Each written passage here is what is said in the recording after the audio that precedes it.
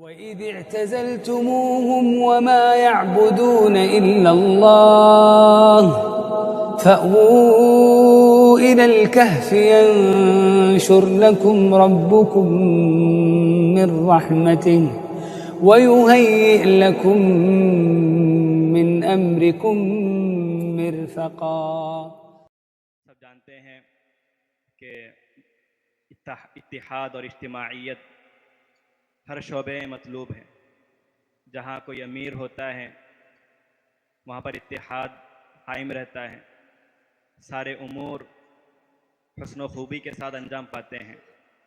اور جہاں امارت کا نظام نہیں ہوتا، لوگ اپنی خواہشات کے اور اپنے نفس کے اسیر ہوتے ہیں، کسی ایک کے تابع نہیں ہوتے، کسی ایک کو اپنا رہنما نہیں بناتے، تو پھر ایسا گروہ بکھر جاتا ہے، منتشر ہو جاتا ہے اور اس کے امور صحیح طور پر انجام بھی نہیں پاتے۔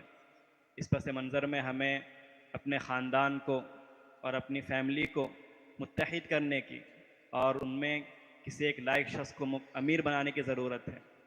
اس کی اہمیت پر اور ضرورت پر روشنی ڈالنے کے لیے ادارے کے استاذ جو فن تفسیر میں اختصاص رکھتے ہیں، مفتی ادریس صاحب قاسمی، وہ دعوت دیتا ہوں وہ آئیں، اپنا محاضرہ پیش فرمائیں۔ السلام ورحمۃ اللہ وبرکاتہ۔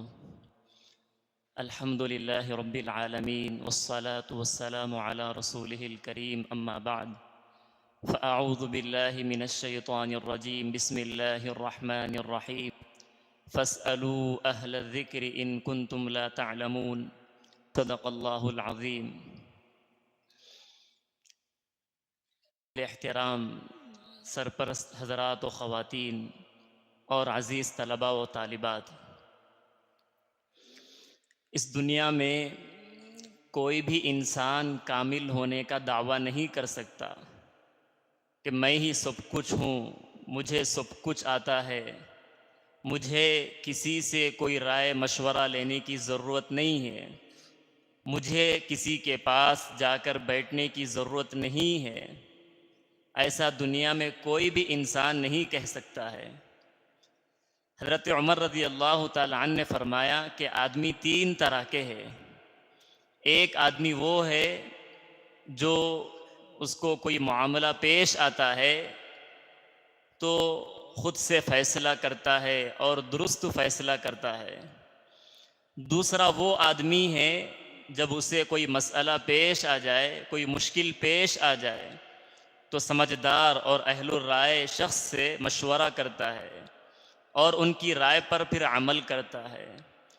اور تیسرا وہ حیران آدمی ہے جو نہ کسی سے مشورہ لیتا ہے اور نہ ہی کسی کی ہدایت پر عمل کرتا ہے۔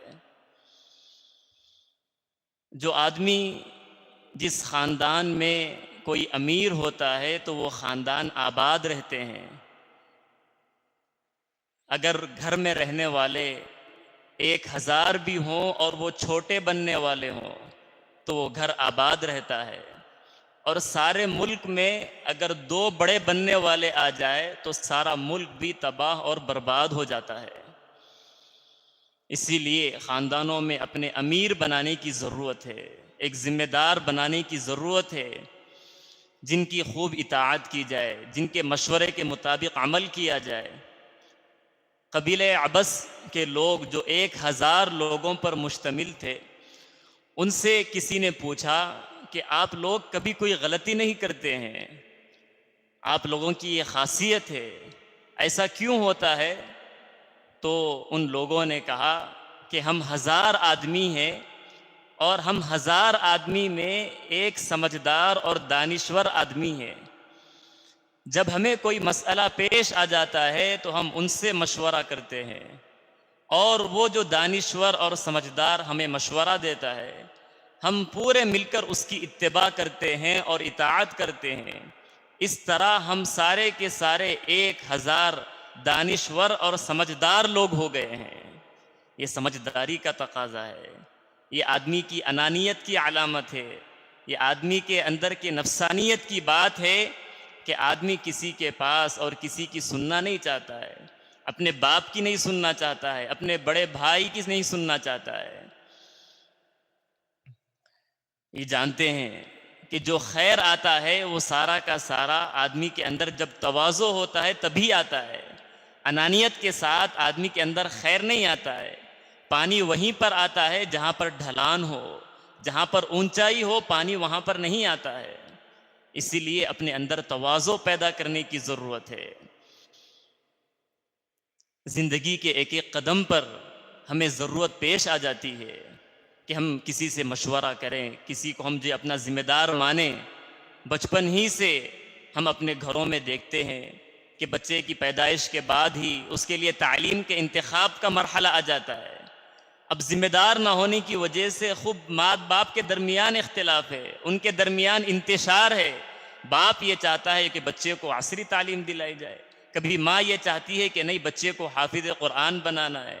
اسکول کون سے اسکول میں بچے کا ایڈمیشن کرانا ہے، کون سے مدرسے میں بچے کو داخلہ کروانا ہے، اس میں انتشار. زندگی کے ایک ایک قدم پر کسی کو رہنمائی نہیں مانا ہے. بہت سی جگہ ایسا ہے کہ نا سمجھ قسم کے بڑے بھائی ہیں وہ سب پر مسلط ہو جاتے ہیں. کوئی بڑے غصہ رکھنے والے اور سب پر اپنا تسلط جمانے والے کوئی ہیں گھر میں اور خاندان میں، تو بس انہی کی بات چلتی ہے. کوئی ان کے سامنے اف بھی نہیں کر سکتا ہے. نہ ان کے پاس نہ دین کا کوئی علم ہے، نہ کوئی سماج کے اتار چڑھاؤ سے ان کے پاس کوئی واقفیت ہے. ایسا ہرگز بھی نہیں ہونا چاہیے. نکاح طلاق کے موقع پر بھی دیکھا جاتا ہے. گھروں میں ہمارے ذمہ دار نہیں ہونے کی وجہ سے گھروں میں بچیاں بوڑھی ہوتی جا رہی ہے، عمریں ختم ہو رہی ہے، لیکن رشتے کا صحیح انتخاب نہیں ہو پا رہا ہے. ہوتا کیا ہے؟ یہی ہے کہ جب بھی رشتہ دیکھنے کی بات آتی ہے تو پورے کے پورے خاندان کے لوگ جاتے ہیں. خالائیں بھی ساتھ میں ہیں، پھوپھیاں بھی ہیں، چچیاں بھی ہیں، دادیاں ہیں، نانیاں ہیں، بلکہ پڑوسیوں تک کے بھی ہیں. اور جہاں پر بھی جس کے مکان میں بھی جاتے ہیں، کہیں کسی کو بچے کی دانت پسند نہیں آتے ہیں، کسی کو بچی کی ہائٹ پسند نہیں آتی ہے تو رشتے کو ٹھکرا دیا جاتا. کہیں پر بچی کے بال پسند نہیں آئے، کہیں پر بچی کی ڈگری پسند نہیں آئی. نہ جانے کیسے کیسے چیزوں کے ذریعے سے انہیں دیکھا جاتا ہے اور بچوں کی اور بچیوں کی عمر کو ایسے ہی ختم کیا جا رہا ہے. یہ لوگ ایسے ہی ہیں جیسے ایک جگہ سارے اندھے جمع ہو گئے ہاتھی کو دیکھنے کے لیے. اب ایک اندھا آ رہا ہے اور آ کر کوئی ہاتھی کے پیر کو پکڑ رہا ہے اور وہ یہ کہتا ہے کہ ہاں آج مجھے معلوم ہوا کہ ہاتھی تو ایک پلر کی طرح ہوتا ہے، ایک ستون کی طرح ہوتا ہے. کوئی آ کر ہاتھی کی دم کو پکڑتا ہے اور وہ یہ کہتا ہے اندھا کہ ہاں آج مجھے معلوم ہو گیا ہے کہ ہاتھی تو ایک رسی کی طرح ہے. ہمارے گھروں کا ماحول بھی ایسے ہی ہو چکا ہے کہ پورے نادان قسم کے لوگ ہیں اور وہی بیٹھ کر فیصلے لے لیتے ہیں. اس کی وجہ سے بچوں کی زندگیاں خراب ہو رہی ہے، بچوں کی تربیت نہیں ہو رہی ہے، بچوں کا صحیح انتخاب نہیں ہو رہا ہے رشتے کے لیے. اور پھر اس سے اور آگے بڑھیے، کہیں رشتہ طے ہو جاتا ہے، نکاح ہو جاتا ہے تو سماجی زندگی سے اور نکاح کی زندگی سے اور ساس سسر کے ساتھ کیسے نبھایا جاتا ہے، یہ ساری تعلیمات اور تربیت ان کی نہیں ہوئی ہے. اور بچوں کے ذہن میں کبھی یہ نہیں بتلایا گیا، یہ نہیں بٹھایا گیا کہ بیٹے ہمارے وہ بڑے ہیں، ہمیں ان کے پاس جانا ہے، ہمیں جو بھی مسئلہ پیش آ جائے گا ہم ان سے مشورہ کر کے بعد میں ہم فیصلے لیں گے، ہم سے کچھ فیصلے نہیں لینا ہے. لیکن اس کے باوجود مائیں ہیں وہ اپنا فیصلہ لے لیتی ہے، بھائی ہیں وہ فیصلہ لے لیتے ہیں. کہیں پر گھر میں وہاں پر سسرال میں کوئی واقعہ پیش آ گیا اور فوراً سے فون پر کہہ دیتے ہیں کہ بیٹی آ جاؤ، تمہیں وہاں پر رہنے کی ضرورت نہیں ہے، ہم زندہ ہیں، ہم تمہیں پال لیں گے، کہیں تمہیں ذلت کہیں بھی برداشت کرنے کی ضرورت نہیں ہے. مائیں اس طرح کی باتیں کہہ دیتی ہے، بھائی کبھی کہہ دیتے ہیں. کوئی ذمہ داری نہیں ہے، جس کی وجہ سے ایسے طلاق اور خلا کے واقعات ہمارے خاندانوں میں پیش آتے ہیں. اور بھی پھر زندگی کے اور اگلے مراحل میں جب دیکھا جاتا ہے تقسیم جائیداد کا مسئلہ پیش آ جاتا ہے. انتقال کے موقع پر باپ کا انتقال ہو گیا، ماں کا انتقال ہو گیا، اب جائیداد کی تقسیم کیسے کرنی ہے؟ وہاں پر بھی جو نا علم ہے اور جہالت میں ہے وہ لوگ فیصلے کرنے کے لیے بیٹھ جاتے ہیں. پہلوانوں کے پاس جایا جاتا ہے، علماء کے پاس بیٹھنے کو ذلت محسوس کیا جاتا ہے، وکیلوں کے پاس جا کر بیٹھنے اور ججوں کے پاس جانے، عدالتوں کی چکر کاٹنے اور پولیس اسٹیشنوں میں جانے پھرنے کو ذلت نہیں سمجھا جاتا. یہ کیسی بہت ہی احمقانہ ہمارا رویہ ہے. اور بہت سے لوگ وہ ہیں جو مشورہ پورا کھل کر نہیں کرتے ہیں، اور مشورہ کرتے ہیں تو ایسے لوگوں کے پاس جا کر کرتے ہیں۔ ان لوگوں کی مثال بالکل ایسے ہی ہے جیسے ایک مرتبہ اونٹ دریا پار کر رہا تھا، ندی پار کر رہا تھا، وہیں پر ایک لومڑی آ گئی اور لومڑی نے اونٹ سے پوچھا کہ پانی کتنا ہے، کہیں گہرا تو نہیں ہے؟ اونٹ نے کہا کہ گہرا نہیں ہے، صرف گھٹنوں تک پانی ہے۔ اب یہ سننا تھا کہ لومڑی نے پانی میں چھلانگ لگا دیا۔ اب جیسے ہی اس نے چھلانگ لگا دیا دریا میں، ندی میں، تو وہ ڈوبنے لگی۔ جیسے تیسے اپنے آپ کو بچا کر اس نے جو دریا پار کر لیا، اس کے بعد بڑا غصہ ہوئی اور غصہ ہو کر اونٹ سے کہنے لگی کہ تم نے مجھے ہلاک کر دیا، تم نے مجھے موت کے گھاٹ اتار دیا، تم نے تو کہا کہ پانی صرف گھٹنوں تک ہے، حالانکہ میں تو پانی میں ڈوب رہی تھی۔ تو اونٹ نے کہا کہ میں نے یہ کب کہا تھا کہ پانی تمہارے گھٹنوں تک ہے؟ میں نے تو یہ کہا تھا کہ پانی جو گھٹنوں تک ہے وہ میرے گھٹنوں تک ہے، تمہارے گھٹنوں تک نہیں ہے۔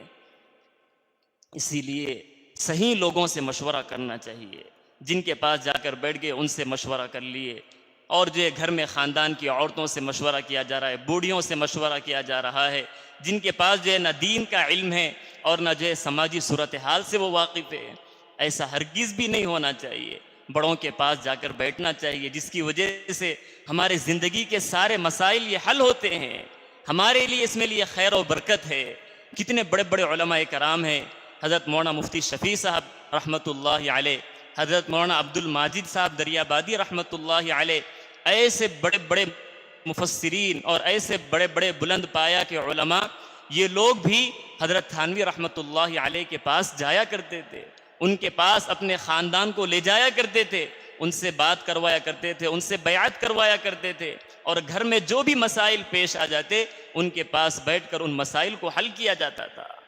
اس لیے ہمیں اپنی زندگیوں کے رخ کو بدلنے کی ضرورت ہے، ورنہ ہماری زندگی ایسے ہی بے لگام چلے گی اور ایسے ہی نفسانی خواہشات کے مطابق چلتی رہے گی، تو پھر ہمارے گھر ایسے ہی جو ہے ٹوٹتے رہیں گے، اور ہمارے بچوں کی بھی ایسے ہی تربیت کے بغیر رہ جائیں گے، آوارہ ہو جائیں گے، نہ ان کی تعلیم صحیح ہو سکے گی اور نہ ان کی تربیت صحیح ہو سکے گی، اور نہ ہی اس کے بغیر ہمارے خاندان جڑ سکتے ہیں۔ اسی لیے یہ بہت اہم مسئلہ ہے جو ہمیں اس کے بارے میں سوچنا ہے کہ ہمیں اپنے گھروں میں اپنے اللہ تبارک و تعالی ہم سب کو کہی ہوئی باتوں پر عمل کرنے کی توفیق عطا فرمائے۔ آمین۔ وآخر دعوانا ان الحمد للہ رب العالمین۔